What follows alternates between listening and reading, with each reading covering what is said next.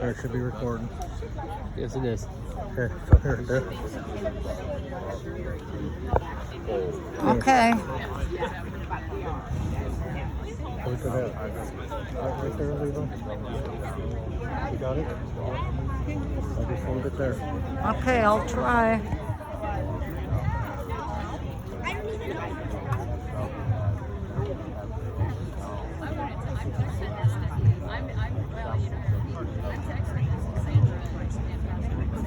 Good afternoon, everyone. Welcome to the America 250 Nebraska City Sharing the Spirit of America event. My name is Tammy Parch. I'm with the America 250 Nebraska City Committee. Before we get underway, I'd like to take the time to thank a few people. First, if there are any members of the America 250 Nebraska City Committee here, can you just raise your hand and wave? Okay, there's a couple. Yeah, very good. Second, thank you to the Oda County Commissioners for the use of the space. I know it's a public space, but thank you for giving the okay. It's the perfect spot. I also want to recognize the efforts of American Legion Post 8 and Veterans of Foreign Wars Post 2634 of Nebraska City. It's because of them we have such a beautiful setting here today with all of the flags. They were going to take them down today at 5, and I said, can you just wait, just wait just a little bit. So give them a round of applause as well. If anybody would like to stay afterwards and help us pick up the flags, it'd be tremendous. Seriously, if you feel like it'd be a real help for us. There, you're already hot and sweaty. It's not that much of a stretch. Yeah. Speaking of that, bottles of water, blue cooler. Where's right there by the flagpole? Help yourself. We have also a basket here of rolled up copies of the Declaration of Independence. It's kind of a giveaway, freebie. Take one home. Finally, I want to thank our volunteer readers today. This is not easy text to get through. Nobody talks or writes like this anymore. I've had a couple of you come up and say they had to look up words, how to pronounce them, what they meant. It's difficult, but they are up for the challenge. On July 8th of 1776, just 4 days after the Declaration of Independence was ratified and signed, the text of the document was read aloud simultaneously at noon in 3 locations: the Yard of Independence Hall in Philadelphia, in Easton, Pennsylvania, and in Trenton, New Jersey.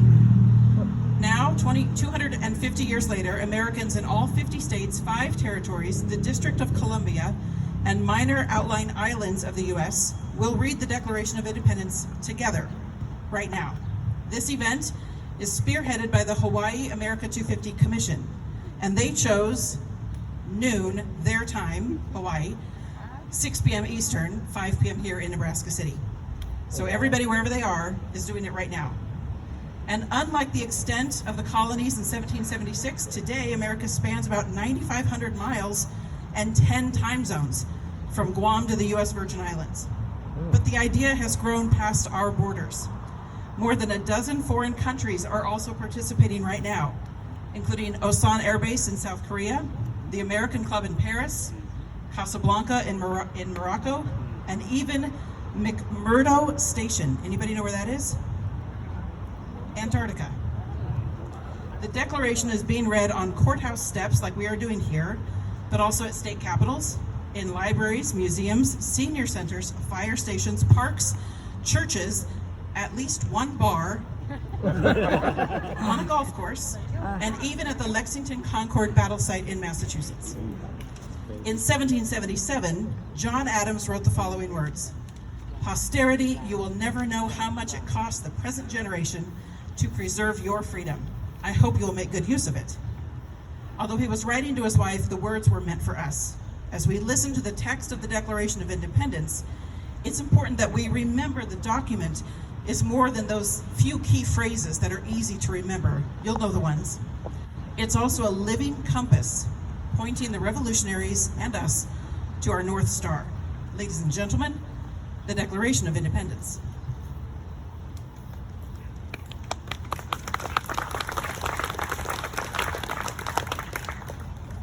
When in the course of human events, it becomes necessary for one people to dissolve the political bands which have connected them with another, and to assume among the powers of the earth the separate and equal station to which the laws of nature and of nature's God entitle them. A decent respect to the opinions of mankind requires that we should declare the causes which impel them to separation. We hold these truths to be self-evident, that all men are created equal, that they are endowed by their Creator with certain unalienable rights, that among these are life, liberty, and the pursuit of happiness. To secure these rights, governments are instituted among men, deriving their just powers from the consent of the governed. That whenever any form of government becomes destructive of these ends, it is the right of the people to alter or to abolish it, and to institute new government, laying its foundation on such principles and organizing its powers in such form as to them shall seem most likely to affect their safety and happiness. Prudence, indeed, will dictate that governments long established should not be changed for light or transient causes, and accordingly, all experience hath shown that mankind are more disposed to suffer, while evils are sufferable, than to right themselves by abolishing the forms to which they are accustomed. But when a long train of abuses and usurpations pursuing invariably the same object evinces a design to reduce them under absolute despotism, it is their right, it is their duty to throw off such government and to provide new guards for their future security.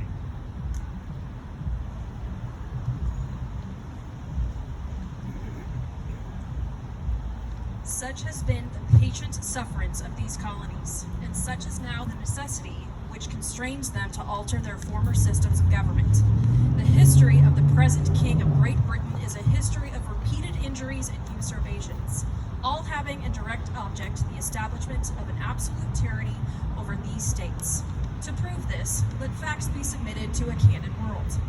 He has refused his assent to laws, the most wholesome and necessary for the public good. He has forbidden his governors to pass laws of immediate and pressing importance, unless suspended in their operation till his assent should be obtained.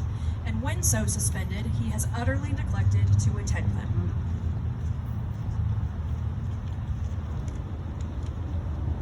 He has refused to pass other laws for the accommodation of large districts of people, unless those people would relinquish the right of representation in the legislature, a right inestimable to them and formidable to tyrants only.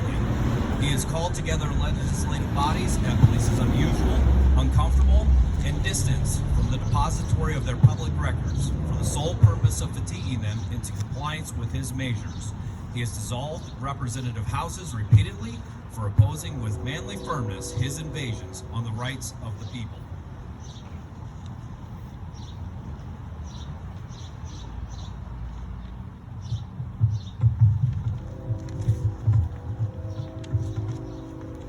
He has refused for a long time, after such dissolutions, to cause others to be elected, whereby the legislative powers, incapable of annihilation, have returned to the people at large for their exercise. The state remaining in the meantime exposed to all dangers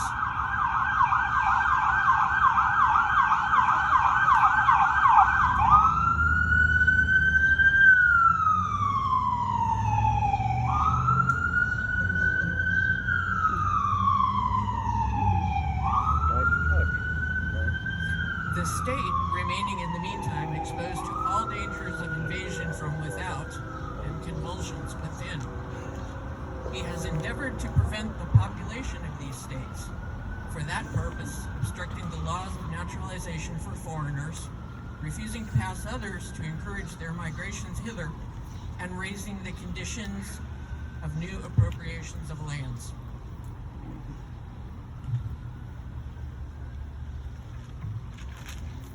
The king has obstructed the administration of justice by refusing his assent of laws for establishing judiciary powers. He has made judges dependent on his will alone for the tenure of their offices and the amount and the payment of their salaries. He has erected a multitude of new offices and sent hither swarms of officers to harass our people and eat out their substance. He has kept among us in times of peace standing armies without the consent of our legislatures. He has affected to render the military independent of and superior to the civil power.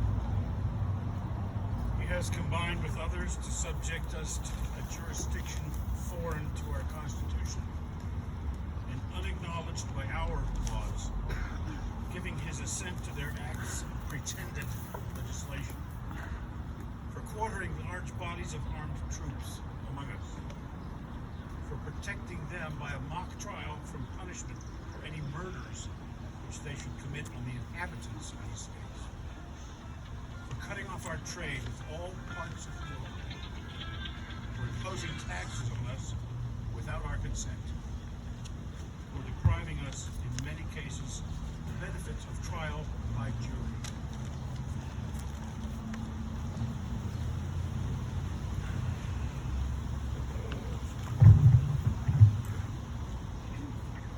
Transporting us beyond seas to be tried for pretended offenses, for abolishing the free system of English laws in a neighboring province, establishing therein an arbitrary government, and enlarging its boundaries so as to render it at once an example and fit instrument for introducing the same absolute rule into these colonies, for taking away our charters, abolishing our most valuable laws, and altering fundamentally the forms of our governments.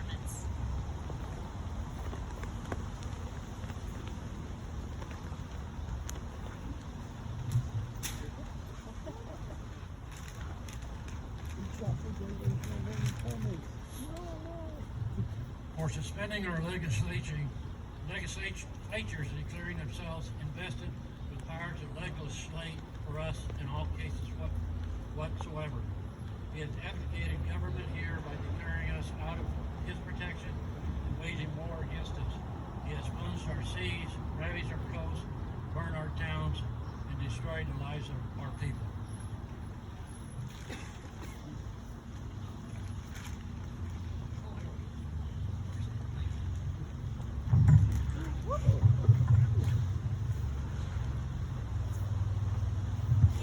At this time, transporting large armies of foreign mercenaries to complete the works of death, desolation, and tyranny already begun with circumstances of cruelty and perfidy scarcely paralleled in the most barbarous ages and totally unworthy the head of a civilized nation.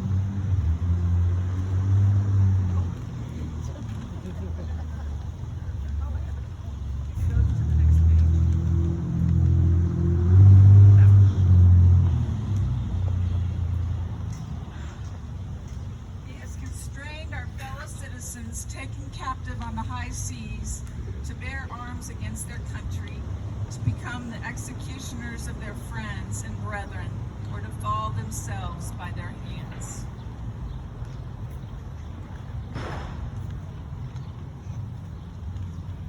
He has excited domestic insurrections amongst us and has endeavored to bring on the inhabitants of our frontiers the merciless Indian savages whose known rule of warfare is an undistinguished destruction of all ages, sexes, and conditions.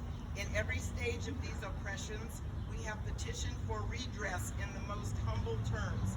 Our repeated petitions have been answered only by repeated injury.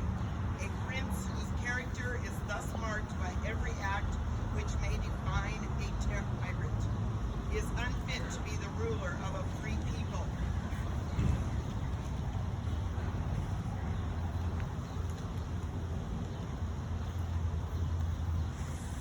Nor have we been wanting in attentions to our British brethren.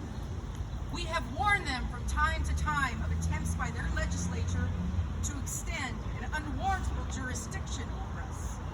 We have reminded them of the circumstances of our immigration and settlement here.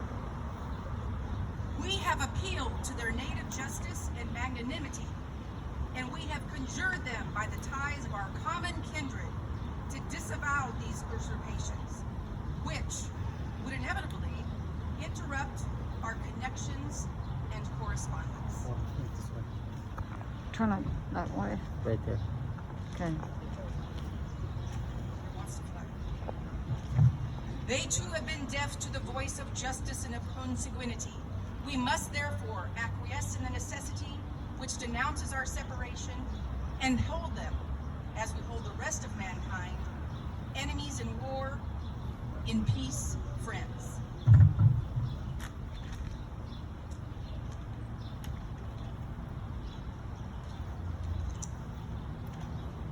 We therefore, the representatives of the United States of America, in General Congress assembled, appealing to the Supreme Judge of the world for the rectitude of our intentions, do, in the name and by authority of the good people of these colonies, solemnly publish and declare that these united colonies are, and of right ought to be, free and independent states, that they are absolved from all allegiance to the British Crown, and that all political connection between them and the state of Great Britain is and ought to be totally dissolved.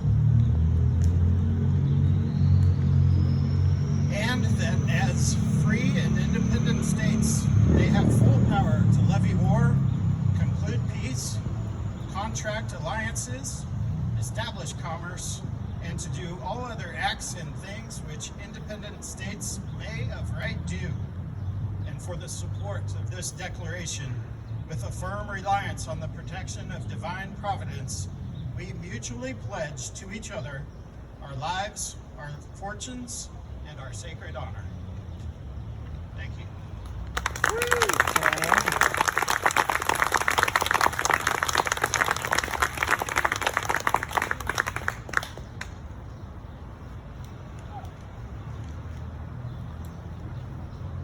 If we were in 1776, we would probably end with a huzzah. So, everybody ready? Huzzah! Huzzah! Doug Friedley, you had some interesting information about the gentleman who read first at Independence Hall. Do you want to come and share that real quick? Again, if you want some water, we're not going to stay out here much longer. But I want you to get hot enough so that you help with the flags, because you already have to take a shower anyway.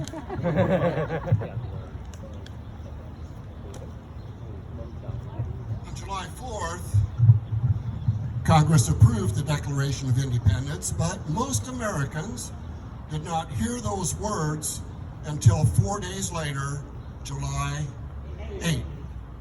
On that date, citizens gathered, as Tammy said, in 3 different places, and one of which is outside Independence Hall, as the Declaration was read aloud to the public for the first time. It was read by Colonel John Nixon in the yard of the Pennsylvania State House, now Independence Hall. The reading was one of the first times the public had heard independence from Britain had formally been declared. Nixon was a lieutenant colonel in the 3rd Battalion of Associators, a Philadelphia militia, and would see military action at the battles of Trenton and at Princeton. A merchant and a soldier, his role symbolized how volunteer citizens were key to the local defense and military response to the British.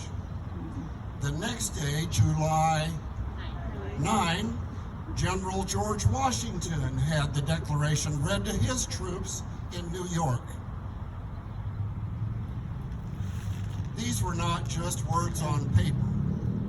They were a public promise, a call to courage, and the beginning of a new national identity. That's why our American flag means so much. Huzzah! Huzzah!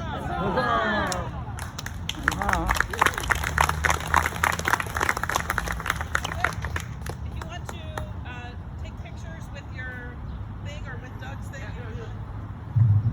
want to take pictures with Doug's big, not real declaration. Yeah. It's not real. Where were you during National Treasure movie? No. In the courthouse. Feel free to do that. Otherwise, you can start helping with the flags. And again, we've got giveaway ones to take home and water. So thank you everybody for coming. Thank you so much.